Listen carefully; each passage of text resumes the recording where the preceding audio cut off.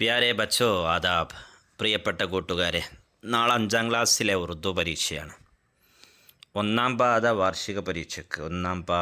പരീക്ഷയ്ക്ക് ഒന്നാമത്തെ യൂണിറ്റിലെ പാഠഭാഗങ്ങളാണ് ഉണ്ടായിരുന്നത്.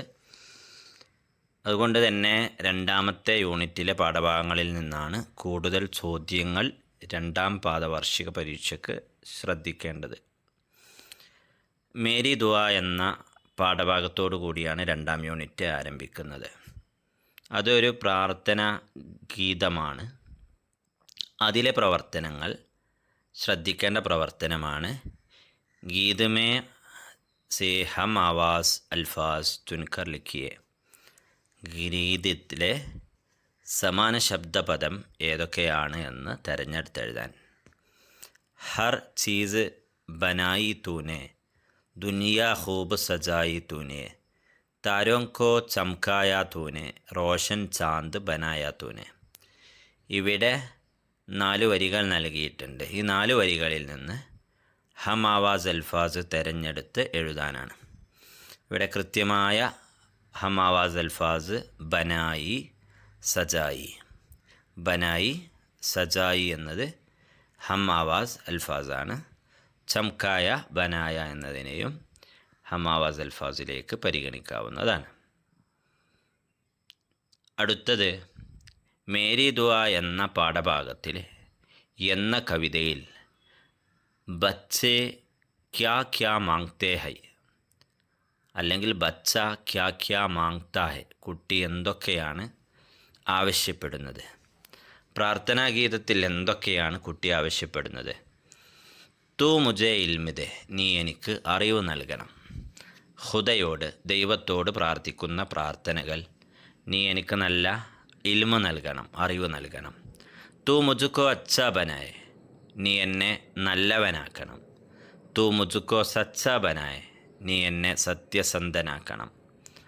തൂ മുജുപ്പേ കറം ദേ, തൂ മുജുപ്പേ റഹം ദേ, നീ എൻ്റെ മേൽ കരുണയും കടാക്ഷവുമെല്ലാം വർഷിക്കണം. തൂ മുജെ നേക്ക് കരെ, നീ എന്നെ നന്നാക്കണം. ഇത്തരത്തിലുള്ള പ്രാർത്ഥനകളാണ്. സ്വാഭാവികമായിട്ടും നിങ്ങൾക്ക് പരീക്ഷയ്ക്ക് ഈ ഒരു പ്രവർത്തനം വരികയാണെങ്കിൽ ആ പാഠഭാഗത്തിലുള്ള വരികൾ നൽകും. വരികൾ നൽകിയിട്ട് ഈ വരികളിൽ ഖുദയോട് കുട്ടി ആവശ്യപ്പെടുന്നത് എന്തെല്ലാമാണ് എന്ന ചോദ്യം ആണ് ചോദിക്കുക. അപ്പം അങ്ങനെ ചോദിക്കുമ്പോൾ നിങ്ങൾക്ക് ആ പദ്യത്തിലുള്ള വരികൾ ഉപയോഗിച്ച് ഇതുപോലെ നോക്കി എഴുതാവുന്നതാണ്. തൂ മുജെ ഇൽമ ദേ, തൂ മുझको अच्छा बनाए, तू मुझको सच्चा बनाए, तू मुझ पे करम दे, तू मुझ पे रहम दे, तू मुझे नेक करे. 2ാം യൂണിറ്റിലെ അടുത്ത പാഠം മുബാറക് ഹോ എന്ന പാഠമാണ്. ഈ പാഠത്തിലെ പ്രധാനമായും ശ്രദ്ധിക്കേണ്ട ഭാഗങ്ങളാണ് ഇവിടെ നൽകിയിട്ടുള്ളത്. ഇതിൽ കളറിനാണ് കൂടുതൽ പ്രാധാന്യം കൊടുത്തിട്ടുള്ളത്, രംഗിനാണ് പ്രാധാന്യം കൊടുത്തിട്ടുള്ളത്. യേ ലാൽ ഗുലാബ് ഹെ, ലാൽ ഗുലാബ്, ലാൽ എന്ന നിറം ചുവപ്പാണ്. യേ പീല സൂരജ്മുഖി ഹെ, ഇത് പീല നിറത്തിലുള്ള സൂര്യകാന്തിയാണ്. യേ കാലി തിതലി ഹെ, ഇത് കറുത്ത നിറത്തിലുള്ള പൂമ്പാറ്റയാണ്. യേ ഹര പത്ത ഹെ, ഇത് പച്ച നിറത്തിലുള്ള ഇലയാണ്. അപ്പോൾ ലാല്, പീല, കാല, ഹര എന്നീ നിറങ്ങൾ നിങ്ങൾ പഠിച്ചിരിക്കണം. ഓക്കെ. ഹര, കാല, സഫേദ്, നീല, പീല, ലാൽ എന്നീ പദങ്ങൾ ഇവിടെ കൊടുത്തിട്ടുണ്ട്. നിറങ്ങളെ പേര് ഇവിടെ കൊടുത്തിട്ടുണ്ട്. ഇതുപയോഗിച്ച് താഴെയുള്ള സെൻറ്റൻസുകൾ പൂർത്തീകരിക്കാനാണ് പ്രവർത്തനം. യേ കാലി ചത്തരി ഹെ, ഈ ഛത്തരി കാല നിറത്തിലുള്ള കറുത്ത നിറത്തിലുള്ളതാണ്. ഗുബാര, യേ ഡാഷ് ഗുബാര ഹെ, ഗുബാരയുടെ നിറം നീല നിറമാണ്. നീല ഗുബാര ഹെ. യേ ഡാഷ് തർബൂസ് ഹെ, തർബൂസിൻ്റെ നിറം, തണ്ണിമത്തൻ്റെ നിറം ഹരയാണ്. ഹര തർബൂസ് ഹെ. യേ ലാൽ സേബ് ഹെ. യേ പീല കേല ഹെ. യേ പീല കേല ഹെ, മഞ്ഞ നിറത്തിലുള്ള കേലയാണ്, പഴമാണ്. യേ സഫേദ് അണ്ട ഹെ. യേ സഫേദ് അണ്ട ഹെ, വെളുത്ത അണ്ടയാണ്. ഓക്കെ. സഫേദ് പറഞ്ഞാൽ വെളുത്ത നിറത്തിലുള്ളത്. ഇനി ഈ പാഠത്തിലുള്ള മറ്റൊരു പ്രവർത്തനം റൂബിയും അമ്മിയും തമ്മിലുള്ള സംഭാഷണമാണ്. ഈ പാഠത്തിൽ റൂബി സ്കൂളിലേക്ക് പോകുമ്പോഴുള്ള ഒരു ചെടി, ഒരു തൈയുമായി സ്കൂളിലേക്ക് തൻ്റെ ബർത്ത്ഡേയുടെ ഭാഗമായിട്ട് ചെടി സ്കൂളിൽ കൊണ്ടുപോകുന്ന ഒരു ഭാഗമാണ് ഈ പാഠത്തിലുള്ളത്. അപ്പോൾ അതിലെ പ്രവർത്തനം റൂബിയും അമ്മിയും തമ്മിലുള്ള സംഭാഷണം. അപ്പോൾ റൂബി അമ്മി ജാൻ അമ്മിയെ വിളിക്കുന്നു. അമ്മി സ്വാഭാവികമായിട്ടും ക്യാ ബാത്ത് ഹേ ബേട്ടി, എന്താണ് മോളെ കാര്യം? ആപ്പിനെ പൗദ ലഗായ, നീ ചെടി കുഴിച്ചിട്ടോ എന്ന് ചോദിച്ചു. ജി അമ്മി മേ പൗദ ലഗായ ഹു, മേ പൗദ ലഗായി ഹു എന്നു ആവാം. ഓക്കെ, ഞാൻ ചെടി കുഴിച്ചിട്ടുണ്ട്. പൗദ കഹാ ലഗായ ബേട്ടി, എവിടെയാണ് ചെടി കുഴിച്ചിട്ടത് മോളെ? സ്കൂൾ കെ ബാഗ് മേ ലഗായ, സ്കൂളിലെ തോട്ടത്തിലാണ് കുഴിച്ചിട്ടത്. ടീച്ചർ ക്യാ ബോല, ടീച്ചറിനെ ക്യാ ബോല, ടീച്ചർ എന്താണ് പറഞ്ഞത്? ടീച്ചറിനെ ക്യാ ബോല, ടീച്ചർ എന്താണ് പറഞ്ഞത്? ഷാബാഷ് ബോല ഹെ, ടീച്ചർ ഷാബാഷ് എന്നാണ് പറഞ്ഞിട്ടുള്ളത്. ബഹുത്ത് അച്ഛ ശുക്രിയ. ഈ രീതിയിൽ നിങ്ങളോട് സംഭാഷണം എഴുതാൻ പറഞ്ഞാൽ 5ാം ക്ലാസ് ആയതുകൊണ്ട് തന്നെ ചില ചോദ്യങ്ങൾ ഇടക്ക് നൽകാൻ സാധ്യതയുണ്ട്. അതിൻ്റെ ഇടയിൽ പൂരിപ്പിച്ച് കൊടുത്താൽ മതിയാകും എന്നാണ് പ്രതീക്ഷിക്കുന്നത്. പരീക്ഷ ആയതുകൊണ്ട്, നമ്മൾ 5ാം ക്ലാസ് ആയതുകൊണ്ട് ആ തരത്തിലുള്ള സംഭാഷണമാണ് പ്രതീക്ഷിക്കുന്നത്. ചോദ്യം ഉണ്ടാകും, ഉത്തരം നമ്മൾ എഴുതുക. അല്ലെങ്കിൽ ഉത്തരം അവിടെ ഉണ്ടാവും, ചോദ്യം നമ്മൾ എഴുതുക. അല്ലെങ്കിൽ ഉത്തരത്തിലെ ഏതെങ്കിലും പദങ്ങൾ ചേർത്ത് പൂരിപ്പിക്കാനേ ഉണ്ടാവുള്ളൂ. ഈ രീതിയിലൊക്കെ തന്നെയാണ് 5ാം ക്ലാസ്സിലുള്ള ഒരു സംഭാഷണം നമ്മൾ പരീക്ഷയ്ക്ക് പ്രതീക്ഷിക്കുന്നത്. അടുത്ത പ്രവർത്തനം ഖാനേമേ ചന്ദ് ചീസോं के नाम है, കള്ളികളിൽ ചില വസ്തുക്കളുടെ പേര് കൊടുത്തിട്ടുണ്ട്, അവ കണ്ടെത്തി എഴുതുക. ഇവയിൽ പൗദ ചെടി, ബാഗ് താഴോട്ട്, ബാഗ് എന്ന് പറഞ്ഞാൽ പൂന്തോട്ടം, ആം മാങ്ങ, ഫൂൽ പൂവ്, തിത്തലി പൂമ്പാറ്റ, ഇനി താഴോട്ട് സ്കൂൾ. ഇത്രയും പദങ്ങൾ നമുക്കിതിൽ നിന്ന് വളരെ എളുപ്പത്തിൽ കണ്ടെത്താൻ കഴിയും. ഇനി ഇതുപയോഗിച്ച്, നമ്മളിപ്പോൾ പറഞ്ഞതുപയോഗിച്ച് ഓരോ സെൻറ്റൻസ് എഴുതുക. യേ പൗദ ഹെ, യേ ആം ഹെ, യേ സ്കൂൾ ഹെ, യേ ഫൂൽ ഹെ, യേ ബാഗ് ഹെ, യേ തിത്തലി ഹെ. ഈ രീതിയിൽ സെൻറ്റൻസ് എഴുതുക. ഓക്കെ, അടുത്തത് ഗ്രീറ്റിംഗ് കാർഡ് തയ്യാറാക്കാനുള്ള പ്രവർത്തനമാണ്. സ്കൂളിൽ ക്ലാസ് തലത്തിൽ നിങ്ങൾ വളരെ ഭംഗിയായി ഈ പ്രവർത്തനങ്ങളൊക്കെ ചെയ്തിട്ടുണ്ട്. വളരെ മനോഹരമായ ഗ്രീറ്റിംഗ് കാർഡുകളൊക്കെ പലരും തയ്യാറാക്കിയിട്ടുണ്ട്. ഇത് മോഡലിന് വേണ്ടി നമ്മൾ 2-3 ഗ്രീറ്റിംഗ് കാർഡിലുള്ള മോഡൽസാണ് ഇവിടെ നൽകിയിട്ടുള്ളത്. മേരി പ്യാരി ദോസ്ത് ജന്മദിൻ മുബാറക് ഹോ, മേരി പ്യാരി ദോസ്ത് സാൽഗ്രഹ് മുബാറക്, സാൽഗ്രഹ്. അപ്പോൾ 2 തരത്തിലാണ് നമ്മൾ ജന്മദിനം എന്നതിന് ജന്മദിൻ എന്നും അല്ലെങ്കിൽ സാൽഗ്രഹ് എന്ന പേരിലും 2 പറഞ്ഞാലും എന്താണ്? ജന്മദിനം എന്നതാണ്. മുബാറക് എന്ന് പറഞ്ഞാൽ ആശംസകൾ എന്നതാണ്. ജന്മദിൻ മുബാറക്, സാൽഗ്ര മുബാറക്. ഈ രീതിയിൽ നിങ്ങൾക്ക് പോസ്റ്ററൊക്കെ എഴുതാനുണ്ടെങ്കിൽ, ഗ്രീറ്റിംഗ് കാർഡ് തയ്യാറാക്കാനുണ്ടെങ്കിൽ മനോഹരമായി ഗ്രീറ്റിംഗ് കാർഡ് വാചകങ്ങൾ എഴുതി പൂർത്തീകരിക്കണം. 2ാം യൂണിറ്റിലെ ഹമാര സ്കൂൾ എന്ന പാഠഭാഗത്തിൽ ശ്രദ്ധിക്കേണ്ട കാര്യങ്ങളാണ്. ഇവിടെ ഒരു മേസിൻ്റെ ചിത്രമുണ്ട്. മേസിൽ എന്തൊക്കെയാണുള്ളത് എന്നതാണ് ചോദ്യം. മേസിൽ കലമുണ്ട്, പേനയുണ്ട്, ബസ്ത ബാഗുണ്ട്, ഛതരി കൊടയുണ്ട്, ഛതരി എന്ന് പറഞ്ഞാൽ കൊടയുണ്ട്, റബ്ബറുണ്ട്, കിതാബ് പുസ്തകമുണ്ട്, പാനി കി ബോത്തൽ വെള്ളക്കുപ്പിയുണ്ട്. ഇനി ഇത് ഉപയോഗിച്ച് ഇതെല്ലാം എവിടെയാണുള്ളത്? മേസ് പർ ആണ്. എവിടെയാണ്? മേസ് പർ, മേശപ്പുറത്ത്.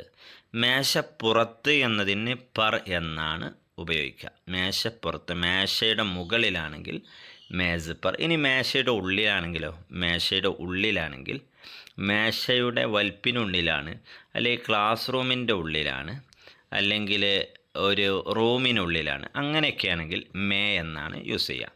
കമരേമേം റൂമിനുള്ളിൽ. മേസ് മേ എന്ന് പറഞ്ഞാലോ മേശക്കുള്ളിൽ. ബസ്താമേ എന്ന് പറഞ്ഞാലോ ബാഗിനുള്ളിൽ. മേ എന്ന് പറഞ്ഞാൽ ഉള്ളിൽ എന്നർത്ഥമാണ്. പർ എന്ന് പറഞ്ഞാൽ മേശപ്പുറത്ത്, മേശയുടെ മുകളിൽ എന്നർത്ഥമാണ്. ഈ സാധനങ്ങളെല്ലാം മേശയുടെ മുകളിലായതുകൊണ്ട് ഇതുപയോഗിച്ച് സെൻറ്റൻസ് എഴുതുമ്പോൾ മേസ് പർ ചത്തരി ഹെ, മേസ് പർ ബസ്ത ഹെ, മേസ് പർ കിതാബ് ഹെ, മേസ് പർ കലം ഹെ എന്ന രീതിയിലാണ് എഴുതേണ്ടത്.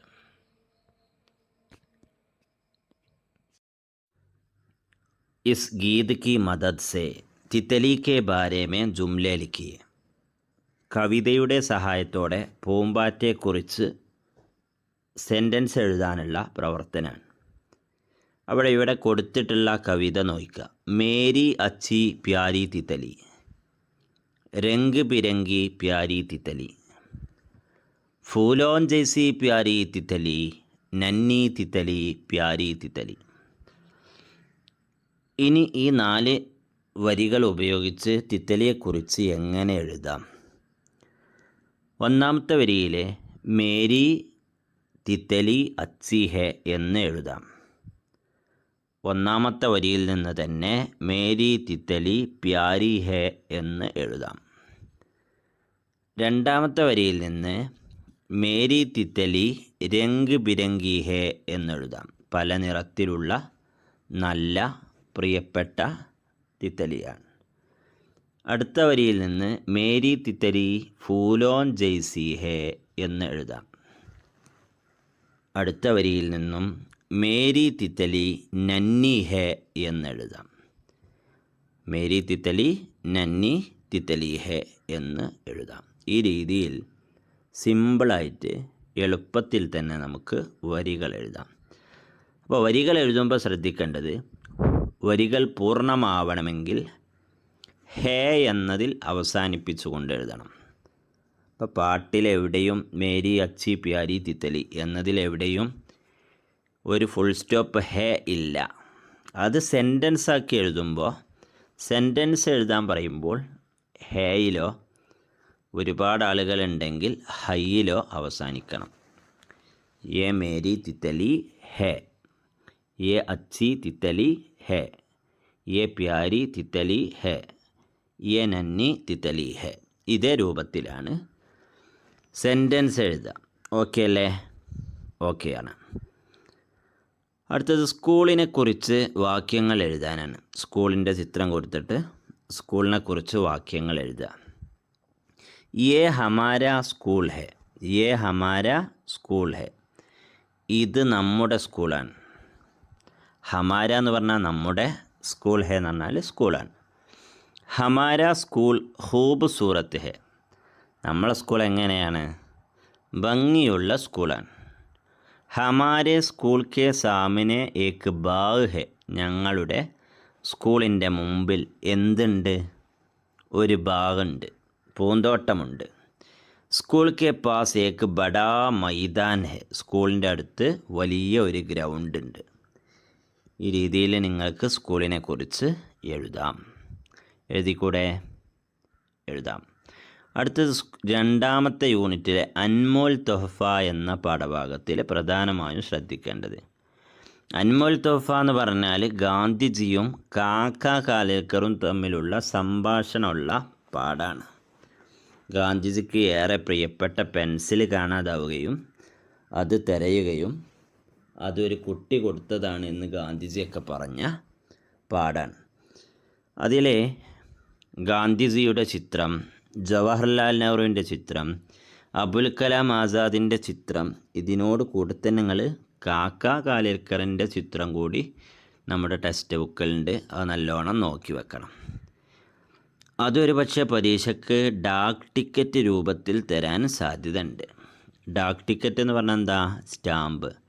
സ്റ്റാമ്പ് രൂപത്തിൽ ഗാന്ധിജിയുടെയോ അല്ലെങ്കിൽ കാക്ക കാലേൽക്കറിൻ്റെയോ അതല്ലെങ്കിൽ അബുൽ കലാം ആസാദിൻ്റെയൊക്കെ ഡാക് ടിക്കറ്റ് തന്ന് അത് എഴുതുന്ന രൂപത്തിൽ അത് നോക്കിയിട്ട് അവരുടെ പേരെഴുതാൻ ഉണ്ടായേക്കാം. ആരെങ്കിലും ഒരാളെ ഇതുപോലെയുള്ള വിവരങ്ങൾ നൽകി ഇതുപോലെ മറ്റുള്ളവരെ കുറിച്ച് എഴുതാനുള്ള വർക്കും വരാം. യേ ഗാന്ധിജി ഹൈ, യേ ആസാദ് ഹൈ. ഇനിയോ നെഹ്റുവിനെ കുറിച്ചാണെങ്കിൽ യേ നെഹ്റു ഹൈ. गांधी का पूरा नाम मोहनदास करमचंद गांधी है.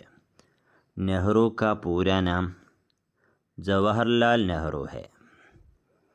ആസാദിനെ കുറിച്ച് എഴുതുകയാണെങ്കിൽ ആസാദ് കാ പൂരാ നാം മൗലാന അബുൽ കലാം ആസാദ് ഹെ.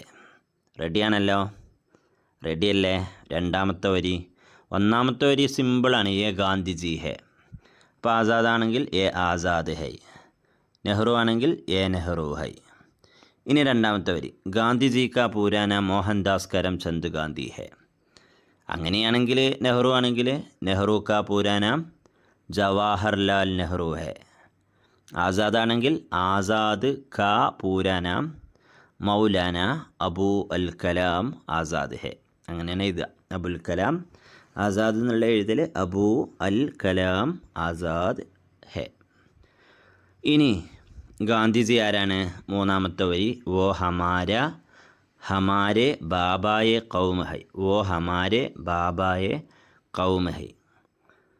നെഹ്റു ആരാണ്? വോ ഹമാരെ പഹലെ വസീർ അസം ഹൈ. നെഹ്റു ഹമാരെ പഹലെ വസീർ അസം ഹൈ. ആസാദോ വോ ഹമാരെ പഹലെ വസീർ താലീം ഹൈ. വസീർ താലീം ഹൈ. ഈ രീതിയിൽ ഇവരെ കുറിച്ച് എഴുതാൻ നമ്മൾ ജസ്റ്റ് മനസ്സിലാക്കി വെക്കുക. അടുത്തൊരു കലണ്ടറാണ്. കലണ്ടറിൽ നിങ്ങൾ പഠിക്കേണ്ടത് ഹഫ്തയിലുള്ള ദിവസങ്ങൾ ഏതൊക്കെയാണ്? ഇത്വാർ, പീർ, മംഗൾ, ബുധ്, ജുമരാത്ത്, ജുമ, സനീച്ചർ. ദിവസങ്ങളെ പേര് നിങ്ങൾ പഠിക്കണം. അതുപോലെ തന്നെ 1 മുതൽ 30, 31 വരെയുള്ള സെൻറ്റൻസ് അല്ല നമ്പറുകൾ 1, 2, 3, 4 എന്നുള്ളത് ഏറ്റവും ചുരുങ്ങിയത് നിങ്ങൾ എന്ത് പഠിക്കാറിയോ? 1, 5, 10, 15, 20, 25, 30 ഇതെങ്കിലും നിങ്ങൾ പഠിച്ചു വെക്കണം. ഓക്കെ. 1-ന് 1, 5-ന് 5, 5-ന് 5, 10-ന് 10, 15-ന് 15, 20-ന് 20, 25-ന് 25 ആൻഡ് 30-ന് 30. ഇത്ര നിങ്ങൾ പഠിച്ചു വെക്കുക. ഓക്കെ. ഈ കലണ്ടർ നോക്കിയിട്ട് ഒരു പക്ഷേ കലണ്ടർ നിങ്ങൾക്ക് ഇതേപോലെ വേറെ ഏതെങ്കിലും ഒരു മഹീനയിലെ ഒരു മാസത്തെ കലണ്ടർ തന്നിട്ട് ചില ചോദ്യങ്ങൾ ടെക്സ്റ്റ് ബുക്കിലെ പോലെ തരാൻ സാധ്യതയുണ്ട്. ഉദാഹരണം 22 വേറെ നവംബർ മാസത്തെ കലണ്ടർ എന്ന്, അല്ലെങ്കിൽ ജനുവരി മാസത്തെ കലണ്ടർ എന്ന് 22 ജനുവരി 2025 ഡാഷ് ദിൻ ഹെ, ഏത് ദിവസമാണ് എന്ന് കലണ്ടർ കണ്ടെത്തുന്ന രീതിയിലുള്ള പ്രവർത്തനം വരാൻ സാധ്യതയുണ്ട്. ന്യാവോ മിൽക്കർ കേലെ എന്ന കളിയുമായി ബന്ധപ്പെട്ട ഒരു പാഠമാണ്. അതിൽ ഉള്ള കളികളുടെ പേരുകൾ ഒരു 3-4 പഠിച്ചു വെക്കണം. അതിലൊന്ന് ഫുട്ബോൾ, മറ്റൊന്ന് ക്രിക്കറ്റ്, ഷട്ടിൽ, ഹോക്കി, കബഡി. ഇതല്ലാതെ നമ്മൾ പഠിച്ചത് ആങ്ക് മച്ചൂലി, ചുപ്പാ ചുപ്പി, ഇവയെല്ലാം നമ്മൾ ആ പാഠത്തിൽ പഠിച്ച കളികളുടെ പേരാണ്.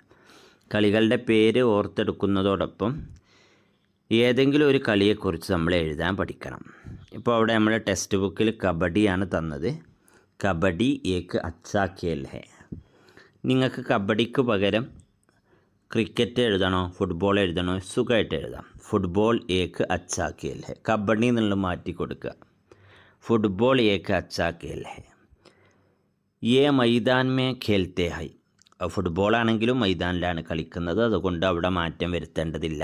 അതുപോലെ എഴുതാം. ദോ ടീം ബൻകർ കബഡി ഖേൽത്തെ ഹൈ.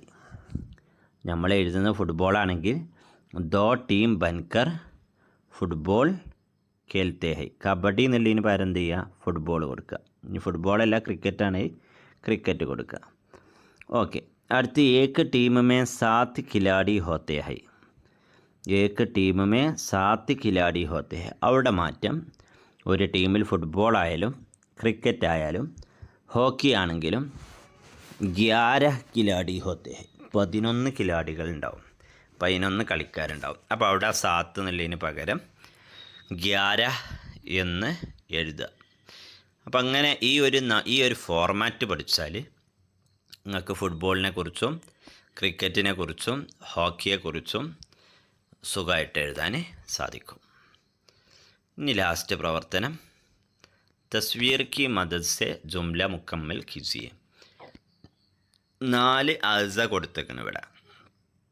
ഇൻസാനി ജിസ്മിക്ക് 4 അഴ്സ ഹെ. ഒന്നാമത്തത് ചെവിയാണ്. ചെവിക്ക് ഉറുദുവിൽ പറയുന്നത് കാൻ എന്നതാണ്. കാനിൻ്റെ ഉപയോഗം എന്താണ്? സുൻതേ ഹൈ.